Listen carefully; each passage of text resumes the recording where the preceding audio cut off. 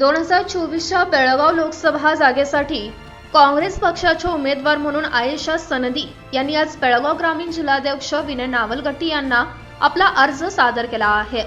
आयेशा सनदी या गेल्या 15 वर्षांपासून केपीसीसीच्या सदस्या, बेळगाव जिल्हा ग्रामीण काँग्रेस अल्पसंख्याक युनिट जिल्हा सचिव, कर्नाटक किसान यात्रा महिला युनिट अध्यक्षा, केपीसीसीच्या महिला काँग्रेस प्रदेश सचिव म्हणून त्यांनी काम पाहिले आहे. होणाऱ्या लोकसभा निवडणुकीत बेळगाव लोकसभा मतदारसंघातून काँग्रेस पक्षाचे उमेदवार असल्याचे या दरम्यान त्यांनी सांगितले आहे. ನಮ್ಮ ಬೆಳಗಾವಿ ಲೋಕಸಭಾ ಕ್ಷೇತ್ರಕ್ಕೆ ಮೊದಲನೇ ಅರ್ಜಿ ನಿಮ್ಮಿಂದ ಹೋಗ್ತಾ ಇದೆ.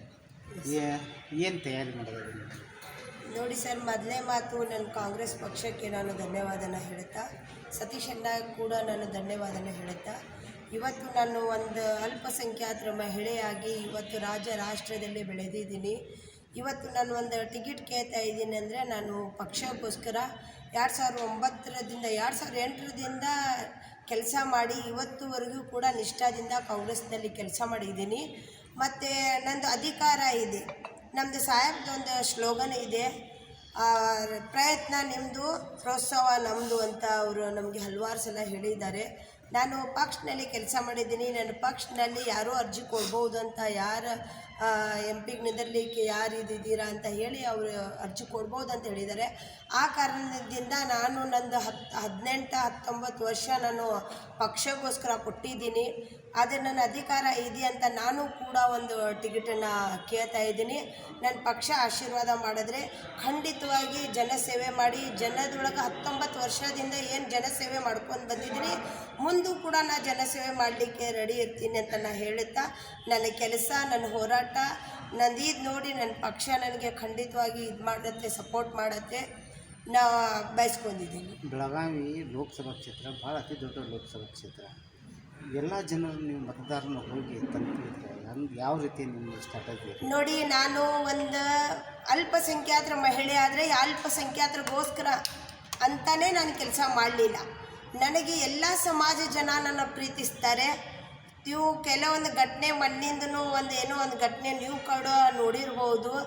ಎಷ್ಟೋ ಜನ ನನಗೆ ಏನೋ ಒಂದು ಹೆಸರು ಕೊಡಲಿಕ್ಕೆ ಪ್ರಯತ್ನ ಮಾಡಿದ್ರೇನೋ ಜನ ನನಗೆ ಆ ಥರ ಬಯಸಲಿಲ್ಲ. ಯಾಕಂದರೆ ಆಯೇಶಾ ಸನದಿ ಯಾವತ್ತೂ ಜಾತಿ ಭೇದ ಭಾವ ಮಾಡಿಲ್ದೇ ನಾನು ಒಂದು ಮಹಿಳೆ ಅನ್ನೋ ಒಂದು ಐತರದಿಂದ ಖ್ಯಾತಿದಿಂದ ನಾನು ಕೆಲಸ ಮಾಡಿದ್ದೀನಿ ವಿನಃ ಯಾವುದು ಜಾತಿಗೆ ಮುಂದೆ ಇಟ್ಕೊಂಡು ನಾನು ಕೆಲಸ ಮಾಡಿದಳಲ್ಲ.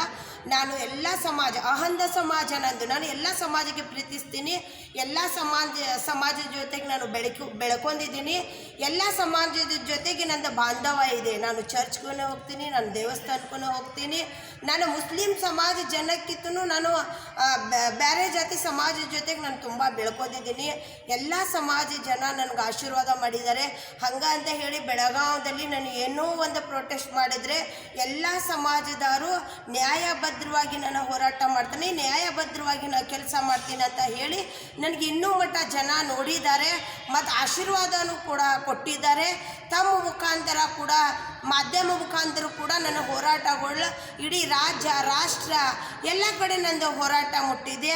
ಇವತ್ತು ಆಯೇಶಾ ಸನದಿ ಇವತ್ತು ಬೆಳೆದು ನಿಂತಿದ್ದಾರೆ ಅಂದರೆ ಈ ಜನ ಹಾಗೂ ಮಾಧ್ಯಮವೂ ಕೂಡ ನನಗೆ ಒಂದು ಸ್ಫೂರ್ತಿ. ಯಾಕಂದರೆ ಅವರೆಲ್ಲ ನಾನು ಮಾಡಿದ್ದ ಕಾರ್ಯಗಳು ಕೂಡ ಇಡೀ ರಾಜ್ಯಕ್ಕೆ ತಾವು ಕೂಡ ಮುಗಿಸಿದ್ದೀರಾ.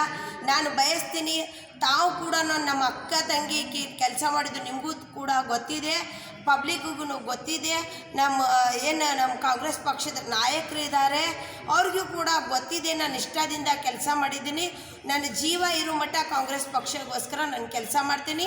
ಹಾಗೂ ನನ್ನ ಗುರುಗಳಾದ ಸತೀಶಣ್ಣ ಜಾರಕಿಹೊಳಿ ನೇತೃತ್ವದಲ್ಲಿ ನಾನು ನಡೀತೀನಿ. ಇನ್ನೊಂದು ಮಾತು ಹೇಳಲಿಕ್ಕೆ ಬಯಸ್ತೀನಿ, ಏನಾರೆ ಪ್ರಿಯಾಂಕಾ ಮೇಡಮ್ ಅವರಿಗೆ ಟಿಕೆಟ್ ಕೊಟ್ಟರೆ ಖಂಡಿತವಾಗಿ ನಾನು ಹಿಂದೆ ತಗೋತೀನಿ ಅಂತ ನಾನು ಹೇಳಲಿಕ್ಕೆ ಬಯಸ್ತೀನಿ. Thank you madam. Mahadev Pawar, केनन सिटी न्यूज, बेळगाव.